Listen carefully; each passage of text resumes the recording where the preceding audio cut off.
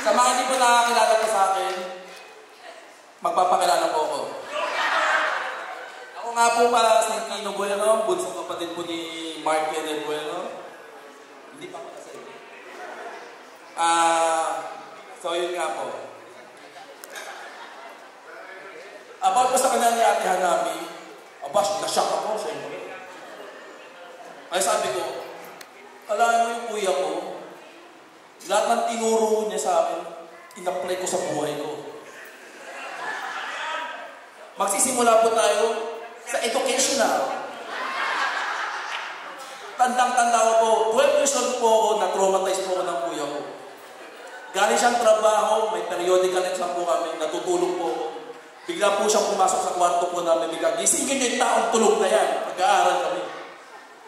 Parang sa inyo po, ang algebra ay basic lang. Ang algebra po sa akin ay kamatayan.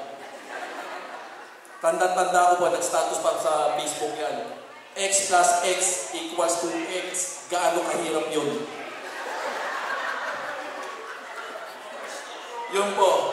Hindi ko makakalimutan yun. At kinabukasan po nun yung ate ko, ginising ako 5 AM, meron po siyang dinadalang yellow pad. Lahat po doon ng pointers about ng tinuro niya sa akin kagabi nandun. Tapos sabi niya, Kino, mag-aral ka mabuti. Ito na pointers ko para di ka napayagalitan ni Kuya. Ayun po, ang dating grade na 73, naging 79. At least pumasa. Qualified pa po para po sa AAP, sa basketball. Ayun po, fast forward na po. Bilang kuya po siya, kasi malaki po yung age gap namin. Pag-asa po nila sa akin, napunod po nila ako sa payatas, ganyan. Pero yun nga po, napakabait po niyang kuya kasi dami niya po niya sa akin in-introduce ng mga important people sa buhay po niya. Gaya po ng mga Golden Armada po dyan, yung mga yan po. Kung wala po sa kanya, di po makakuha ng libreng ticket ng UAAP po, mga ganyan.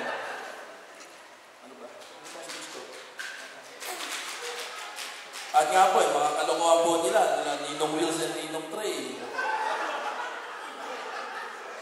Yung pantatrash po sa basketball, yung po tinutukoy ko. Kasi may liga po sila ng nag-aasaran sila doon sa Dayton Towers. Yung mga yun. At ayun nga po, bilang kuya, since kaming apat po nila, Krisha, Nikki, ako, Kenneth. Yun na po yung pag-ayabang ko kasi sobrang close po namin magkakapatid, mga ganyan. Yun na po ang pagpaproud ko, pag-ayabang ko lang din po sa both parents ko po, mga ganyan. Close kami, mga ganyan. So, kahit gano'n po kahirap yung buhay po, nandiyan po kami sa isa't isa. Lalo na po sa akin kasi po, problem child po ko. And then Hanami came. Sabi ko, pinakilala siya yung galing sa London po kasi kami. Dumating po siya at namin. Sabi ko, aba.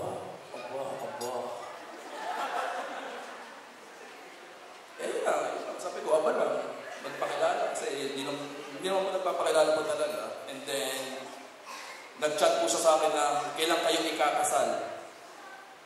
Alam ko na kung ikakasal na po ito kasi nagtanong na eh. Di sabi ko, edi mauna na kayo.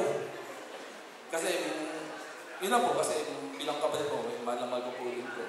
So, yun po. And ayun nga po, ang hindi ko lang po makakalimutan sa sinabi ng kapatid ko po. Although kasi,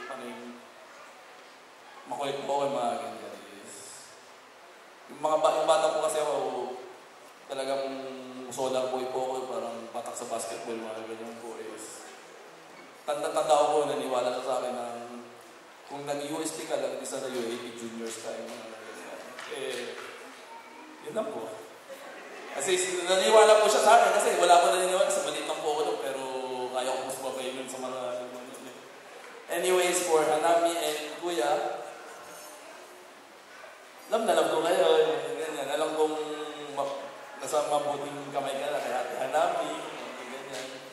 At alagaan nyo para sa sarili nyo. So, siya niya kinakabahan ako. Yun lang. Bye.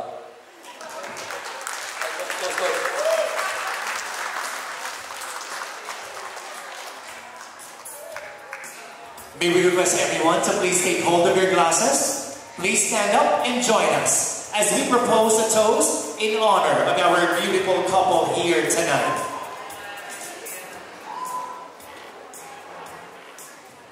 Raise the toast po. Cheers! Cheers, everybody! Kampai to our newlyweds tonight. And ladies and gentlemen, can we all give a big hand to our well-wishers for those beautiful and heartfelt message to our newlyweds. Palakpakan naman po natin sila. Let's have a picture. Thank you very much. And to the rest of our guests, thank you as well. You may now take your seats.